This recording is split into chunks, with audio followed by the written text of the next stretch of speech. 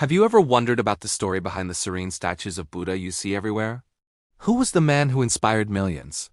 Let's travel back in time, over 2,500 years ago, to ancient India. In a small kingdom called Kapilavastu, a prince was born. His name was Siddhartha Gautama. He grew up surrounded by luxury, shielded from all the suffering in the world. His father, the king, made sure he saw only beauty, health, and happiness. He had everything a prince could ever want: palaces for every season, fine silks, and delicious food. He married a beautiful princess, Yashodhara, and they had a son named Rahula.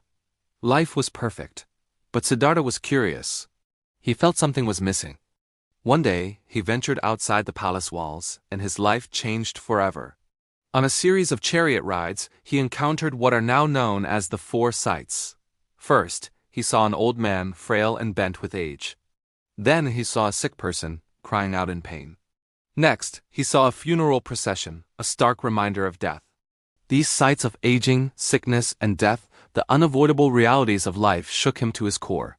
He realized that his life of luxury was a beautiful illusion and suffering was a universal truth. The fourth sight was a wandering ascetic, a holy man who had renounced all worldly possessions, but had a look of profound peace on his face. This inspired Siddhartha. At the age of 29, he made a radical decision. He left his palace, his family, and his royal title behind. He traded his fine clothes for a simple robe and began his quest for truth, a way to end suffering for all beings.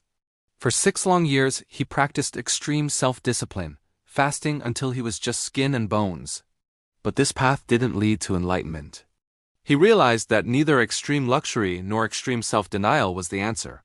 He discovered what he called the middle way, a balanced path between these two extremes.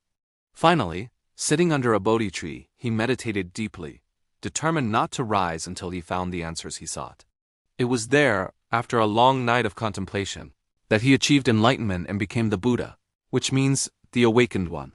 He had finally understood the nature of reality and the cause of suffering, and more importantly, the path to its end.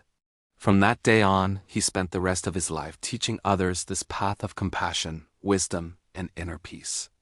And that's the incredible journey of a prince who became a guide for humanity. If you enjoyed this story, please like this video and subscribe for more journeys into history. Thanks for watching.